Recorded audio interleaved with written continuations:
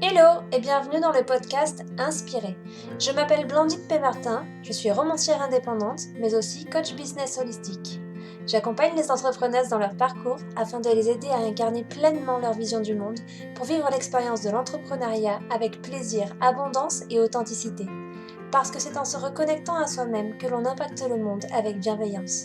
Au fil des épisodes, tu découvriras des clés pour te reconnecter à ta vraie nature afin de créer l'entreprise dont tu as toujours rêvé. Hello, je suis ravie de te retrouver pour ce deuxième épisode de podcast dans lequel on va voir quelles sont les 5 clés pour s'épanouir en tant qu'entrepreneuse. Alors en ce moment, on voit beaucoup de gens qui sont lassés par tout ce qui peut se passer sur les réseaux, notamment en termes de techniques de vente. On est nombreuses à ne pas se reconnaître dans les schémas actuels sur les modèles qui sont en place.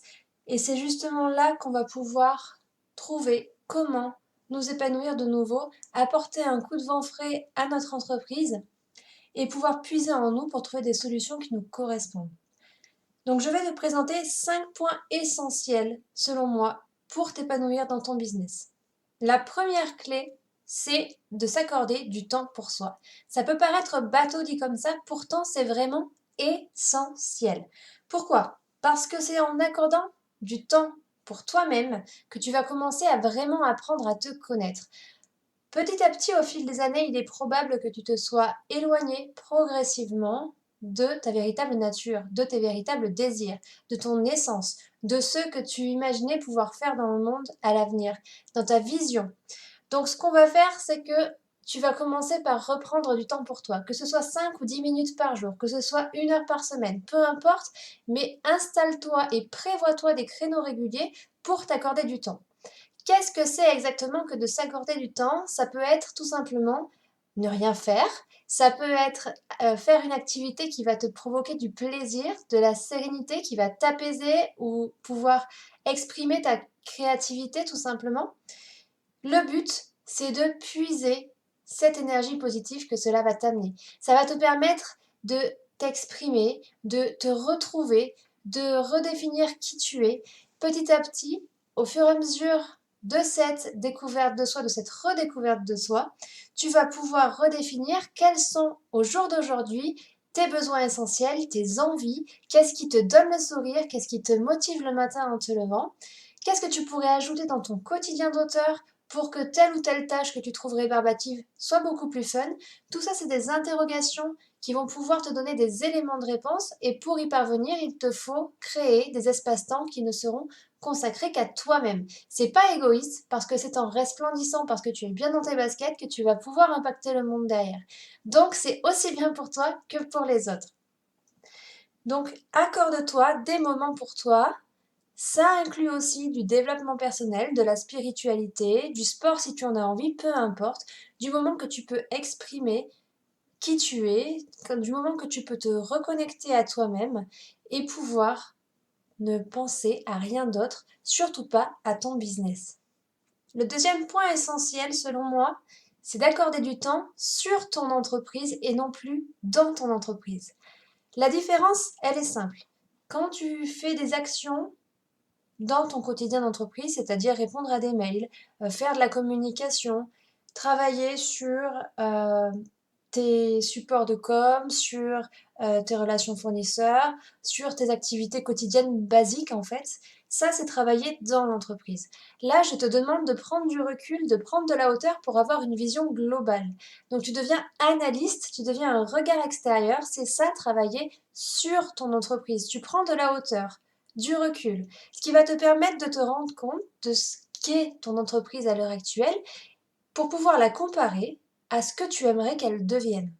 Tout simplement, tu vas pouvoir te rendre compte de ce qui fonctionne pour toi et ce qui ne te correspond plus. Pas ou plus, parce que tu as évolué petit à petit en tant que personne, et donc il y a des choses qui pouvaient te convenir il y a encore quelques semaines et qui ne le sont plus d'actualité aujourd'hui. C'est parce que tu auras pris du temps pour soi, qui était la première clé, que tu vas pouvoir te confronter à ta vision globale de ton entreprise, qui est la seconde clé. Donc c'est vraiment un élément à faire dans un second temps.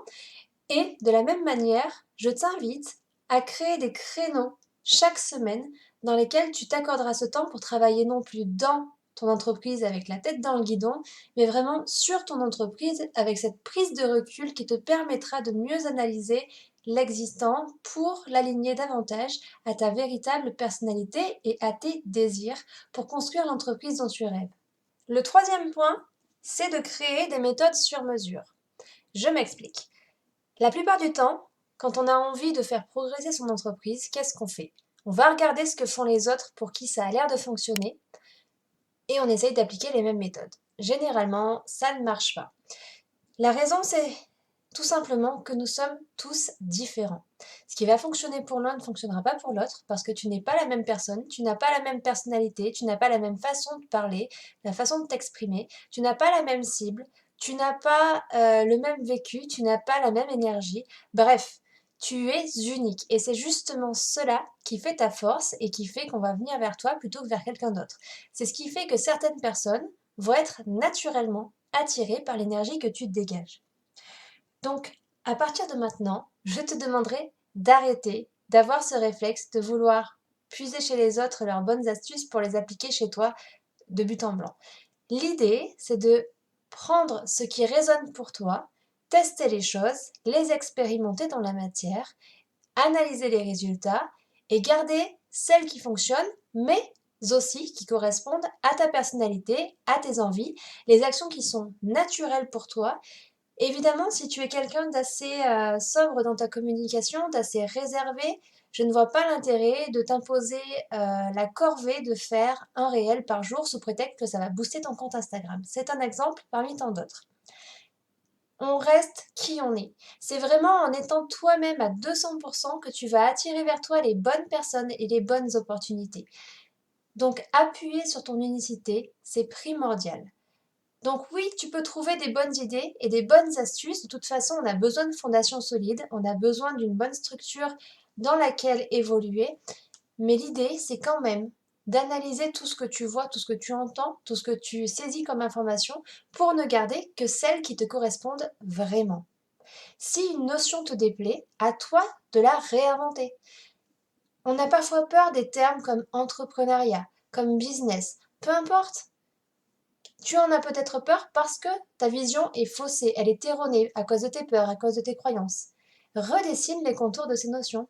Prends quelques minutes sur une feuille blanche, note cette notion et annote autour sur une mind map tous les termes auxquels elle te fait penser à l'heure actuelle. Recommence la même chose avec tous les termes que tu voudrais qu'elle connote selon ta propre vision, une vision que tu trouverais plus fun et moins effrayante. Redessine les contours de ce qui ne te convient pas pour qu'ils te correspondent. Le quatrième point, c'est d'être en perpétuel apprentissage. Reste une étudiante en permanence. À partir du moment où on considère qu'on n'a plus rien à apprendre, on stagne. Notre entreprise a déjà un pied dans la tombe. On doit constamment continuer d'apprendre et avoir ce goût d'apprendre.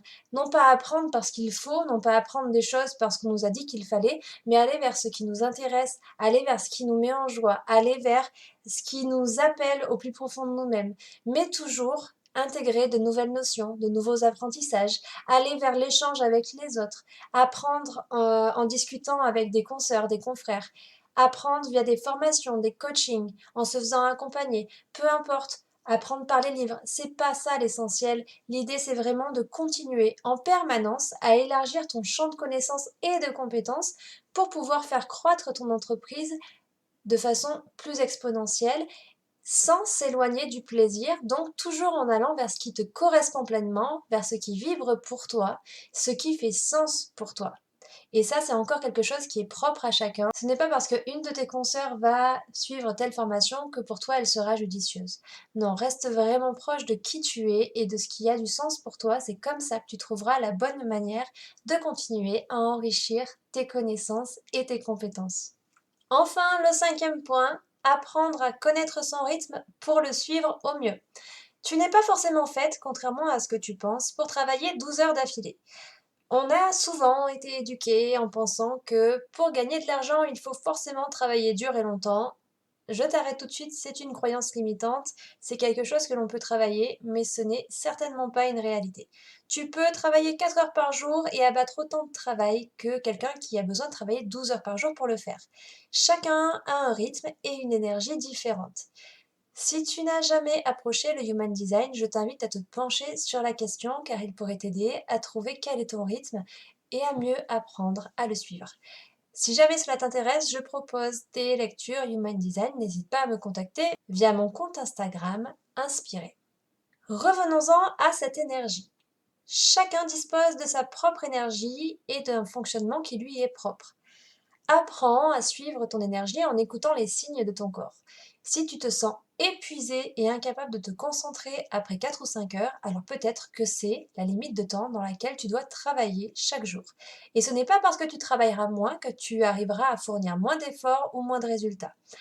Encore une fois, on peut tout aussi bien gagner sa vie en travaillant 4 heures qu'en travaillant 12 heures. C'est une croyance populaire que de penser qu'il faut forcément faire des journées harassantes pour mériter un salaire. Là, je t'invite à travailler ces croyances et ces blocages, mais vraiment apprends à suivre ton rythme. Quand tu te sens fatigué, à lever le pied, à couper avec ton métier le soir, même si je sais, en tant qu'entrepreneuse, on est souvent passionné et donc c'est compliqué parfois de décrocher.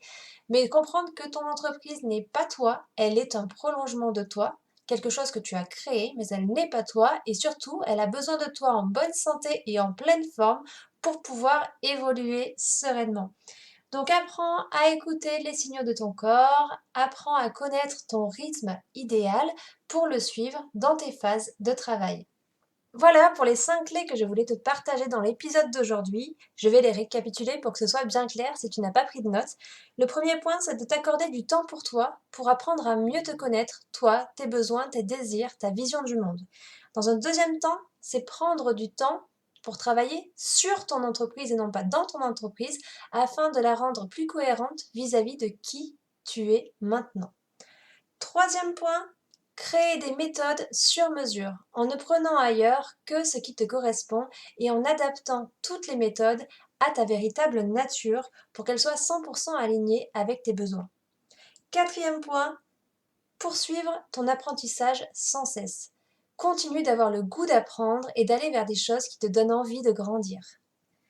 Cinquième et dernier point, apprendre à écouter ton énergie pour la suivre dans tes phases de travail. Voilà, j'espère que cet épisode t'aura plu et que tu pourras tester ces conseils, les mettre en pratique. N'hésite pas à me faire des retours, que ce soit par mail ou sur mon site bpm-inspiré.com ou via mon compte Instagram Inspiré. Je te dis à très vite pour un nouvel épisode. Ciao!